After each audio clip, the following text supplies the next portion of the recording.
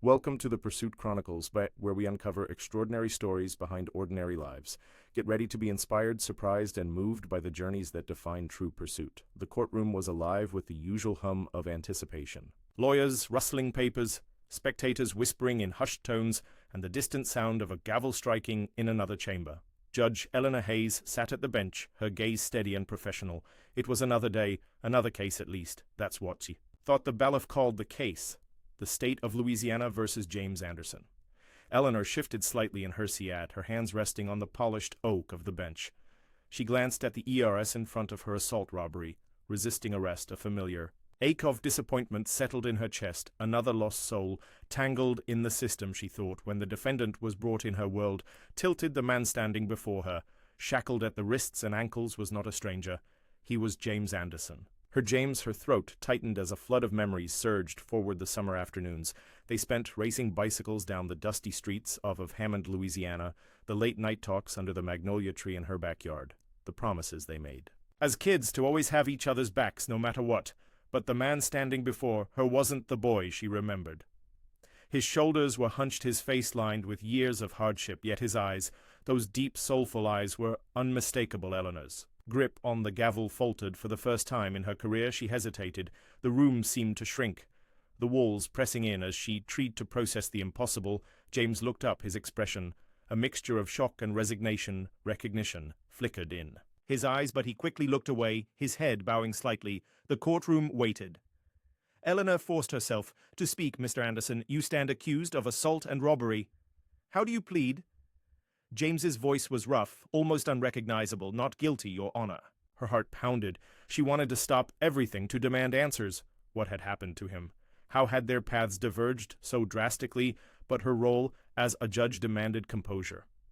"Proceed," she said, her voice steadier than she felt, as the prosecutor began. Their opening statements, Eleanor's mind raced. This wasn't just any case, this was James. And somehow she had to figure out how to separate her past from her present before it was too late. The courtroom blurred as Eleanor's mind drifted to a time long before. Her black robes and the gavel in her hand, she and James had grown up on opposite sides of Hammond, Louisiana, divided not by distance but by the unspoken rules of their segregated town. Her family's house was a modest one-story with a white picket fence, while James's family lived in a weathered home at the end of a dirt road surrounded by fields. Their friendship had been an anomaly. She remembered how they met, an accidental encounter at the edge of a creek where she had wandered too far from her own backyard. James had been fishing his line, tangled in the reeds. She'd offered to help, and that simple gesture had turned into years of secret adventures and shared dreams. "Eleanor," he'd once said, lying on the grass beside her under the stars, "you ever think about leaving this place, like really getting out, going somewhere? People don't look at us funny just for sitting together." She'd laughed, then brushing off the idea. But James wasn't joking, even as a child. He saw the world for what it was, a place that didn't always make room for people like him. Their bond deepened despite the whispers, the sideways glances, and the outright disapproval from both sides. But the pressure was always there, like a weight neither of them could shake. And then one day, it all ended. It was the summer before high school, when Eleanor's father caught them sitting on the porch together. His voice had been cold, sharp, with authority. "Eleanor, get inside now." She'd hesitated, glancing at James, who stood frozen in place. "Go on," he had said quietly, his voice tinged with resignation. "I'll see you around." But they hadn't seen each other again. Not really. Her father forbade her from going near James, and soon after James's family moved away, Eleanor threw herself into school. Her ambitions carrying her far beyond the town of Hammond. She went to law school, chasing dreams of justice and fairness. But she never forgot the boy who had taught her what courage looked like. Now, sitting on the bench, she wondered what had become of James after she'd walked into that house and closed the door on their friendship. His record showed a series of arrests for minor offenses, petty theft, loitering, nothing that screamed of violent nature.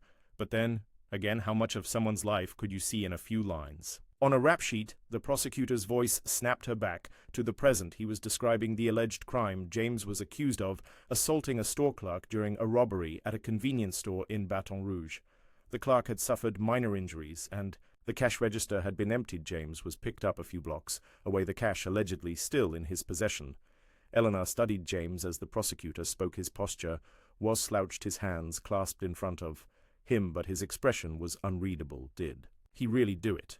Or was there more to the story than what the prosecution claimed? The courtroom adjourned for a lunch break, giving Elor a moment to gather her thoughts as she returned to her chambers. Her assistant Margaret approached with a hesitant expression. "Judge Hayes, are you okay?" "You seemed a little distracted," Margaret asked. Eleanor hesitated. Should she confide in Margaret? Would it be unprofessional to admit that she knew the defendant? Instead, she shook her head. "I'm fine, just a lot on my mind." But she wasn't fine. How could she be, when the past she'd buried so deeply was sitting just a few feet away waiting for her judgment?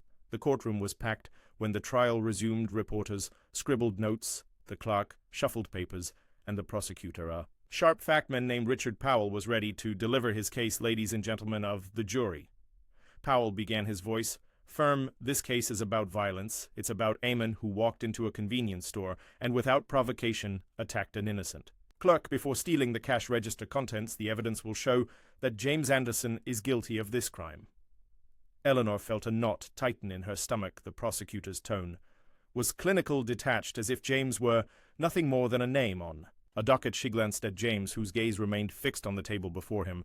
The defense attorney, Lisa Porter, rose to present her opening statement. She was young but confident, with a voice that carried across the room. "The prosecution would have you believe this case is straightforward, but it's not my client. James Anderson has maintained his innocence from the start. We will show that there is more to this story and that assumptions made on the night of the arrest do not hold up under scrutiny." The first witness was called to the East, and a store clerk who had been working on the night of the incident. He described seeing a man fitting James's description enter the store, argue with the cashier, and then lunge over the counter. His testimony was detailed, but something about it felt rehearsed. Lee's cross-examination was surgical. "Mr. Chambers, you stated that the man who attacked the clerk was wearing a red hoodie. Is that correct?" "Yes," the witness replied. "Did you see his face?" "Clearly not. Really. It was dark. And he had the hood up." Lisa nodded, pacing slightly. "So you're saying you couldn't definitively identify the individual who committed the assault?" "Well, no, but no further questions," Lisa said, cutting him off. Eleanor noticed James shift slightly in his seat, his shoulders squaring as if the exchange had given him a small glimmer of hope. The next piece of evidence was a surveillance video from the store. The footage was grainy and poorly lit, showing a figure in a red hoodie entering the store. The prosecution argued that the person in the video was James, but the quality made it difficult to discern any identifying features as the video played. Eleanor studied it intently. Could this truly be James? The figure moved quickly, grabbing at the counter before disappearing. Off-screen, the footage ended abruptly, leaving an unsettling gap in the narrative. James's defense was based on an alibi. He claimed he had been walking home from a friend's house at the time of the robbery. The friend, however, was unwilling to testify, citing fear of retaliation from the community. Lisa argued that the lack of a willing witness didn't negate James's innocence, but the jury's expression hinted at skepticism as the trial wore on. Eleanor felt the weight of her position pressing down on her. She was meant to be impartial, a pillar of fairness, but how could she be when every moment reminded her of their childhood?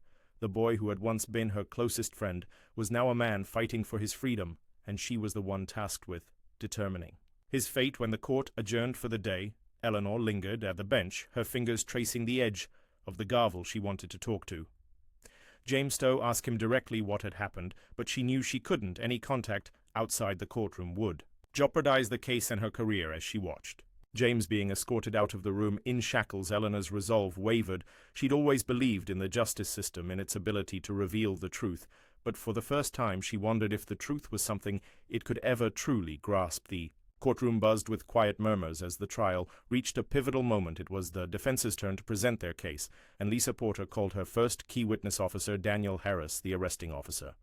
Eleanor leaned forward slightly, her eyes narrowing. This was where the cracks, if any, might begin to show. Officer Harris, a burly man with a gruff demeanor, took the stand. Lisa approached him with deliberate calm. "Officer Harris," she began, "you were the one who apprehended my client, correct?" "That's right," he replied.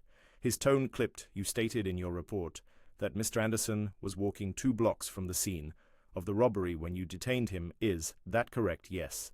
"And what led you to believe he was the suspect?" Harris shifted in his seat. He matched the description, a black male mid-40s wearing dark clothing. Lisa's eyebrows raised slightly. Dark clothing, but the suspect in the video was described as wearing a red hoodie. "Did you find a red hoodie in Mr. Anderson's possession when you searched him?" Harris hesitated. "No." but he could have discarded it. Lisa took a step. Closer could have did you or any other officer conduct a search of the surrounding area to locate this supposed hoodie? Harris's jaw tightened. No, we didn't have time. He was apprehended, quickly. Lisa pressed on, so to clarify, you arrested my client based on a vague description without physical evidence linking him to the scene. The officer's silence spoke louder than any words. Eleanor's gaze flickered to the jury. A few members exchanged uncertain glances. Lisa wasn't done. Officer Harris, do you recall if Mr. Anderson said anything at the time of his arrest? He protested, said he was innocent, and did you consider investigating his claim? Or did you assume guilt based solely on his appearance, Harris's? Face reamed, I followed protocol. Lisa repeated, her voice laced with skepticism. No further questions, Your Honor. The courtroom buzzed again as Harris stepped down, his credibility visibly shaken. Lanark's heart pounded. This was more than just a trial. Now it was a reckoning not just for James, but for a system that seemed too eager to condemn him. The defense's next move was unexpected. Lisa introduced an expert witness, a forensic analyst who had reviewed the surveillance footage. The analyst explained that based on the height and build of the individual in the video, there was no definitive way to confirm it was James. Furthermore, the timestamp on the footage had been altered, raising questions about its reliability. The prosecutor attempted to dismiss the testimony as conjecture, but the jury appeared unsettled. A shadow of doubt crept into the room, and Elena could feel its weight as the day drew to a close. James was given the opportunity to testify on his own behalf. Lisa had warned him of the risks, but James insisted. He stood, chains clinking softly as he approached the stand. His voice, though quiet, carried a raw sincerity. I've made mistakes in my life, James. Began addressing the jury directly. I've taken wrong turns, trusted the wrong people, but I didn't do this that night. I was walking home minding my own business when the cops stopped me. They didn't ask questions, they just decided I fit the bill. His voice cracked slightly as he continued, I've been fighting my whole life, fighting to be seen. As more than what people assume about me. But this I'm tired, I just want the truth to matter. Eleanor's throat tightened as James sat back down. His words hung in the air, a player not just for justice but for humanity. She glanced at the jury, their faces. A mix of emotions, doubt, empathy, and uncertainty. This was it, the truth was no longer confined to evidence or testimonies. It was a battle of conscience, a struggle against the weight of prejudice and assumption. Eleanor knew that her role wasn't just to uphold the law, it was to interpret it in a way that served true justice. The final day of the trial dawned heavy with anticipation. The closing arguments were delivered with precision. The prosecutor leaned on the circumstantial evidence, urging the jury to trust the system's process. Lisa, however, pleaded for the jury to see beyond the surface, to consider the whole in the case and the human of the man on trial. Eleanor listened intently, her face impassive but her mind racing. Her role was clear. She could not sway the jury, but she would have the final word if their verdict left room for interpretation. The burden of ensuring justice weighed heavily on her. The jury deliberated for hours. The courtroom emptied and refilled as people stretched their legs or whispered among themselves. James sat quietly, his hands clasped tightly in front of him. He had looked at Eleanor since the first day of the trial, and she couldn't blame him. What could she possibly say to make any of this better? Finally, the BFF announced that the jury had reached a verdict. The room fell silent as the four persons stood, a piece of paper trembling in her hands. In the case of the state of Louisiana versus James Anderson, we find the defendant. The pause was unbearable. Not guilty. The room erupted in a mix of gasps, murmurs, and even a few cheers. Eleanor tapped her gavel, restoring order. James's shoulders sagged as if a weight had been lifted, but his face remained unreadable. He had won his freedom, but it was clear this victory came. Atacostalana addressed the court, her voice steady. The jury has spoken. Mr. Anderson, you are free to go. Court is adjourned as the courtroom emptied. Eleanor lingered behind, watching James as he signed his release paperwork. For a moment she thought he might leave without a word, but then he turned and approached her. The room was nearly empty now, just a few clerks tidying up and Margaret gathering files. James stopped a few feet from the bench, his expression guarded. You don't owe me anything, he said quietly, but I'd like to know, why didn't you say anything? You knew me. Eleanor felt her throat tighten, the words catching. Because I couldn't. I had to be fair. If I'd said something, it might have jeopardized the case. James studied her, his face a mix of hurt and understanding. Fair, he repeated. That's the thing, Eller. The world's never been fair, not for people like me. She nodded slowly. her gaze dropping to the polished wood of the bench. "You're right. I wish I'd done more back then. I wish I could have done more." Now James sighed, the tension in his posture easing slightly. "We were kids, we didn't know any better, but you know now, don't you?" "I do," Lana said, her voice firm, "and I'm sorry." James gave a faint nod, then turned and walked away, his back straight as. Heddes appeared through the courthouse door. Solana sat alone in the empty courtroom, the weight of his words pressing on her. She had upheld the law, but the trial had revealed a deeper truth. Justice wasn't just about verdicts and evidence, it was about the lives shaped by systems far larger than any one person. For Eleanor, it was a wake-up call, a reminder that her position wasn't just a seat of power, but a platform for change as she left the courtroom that evening. The fading sun casting long shadows. Across the courthouse steps, Eleanor made a silent vow. She couldn't change the past, but she would do everything in her power to ensure the future held more than hollow promises of fairness.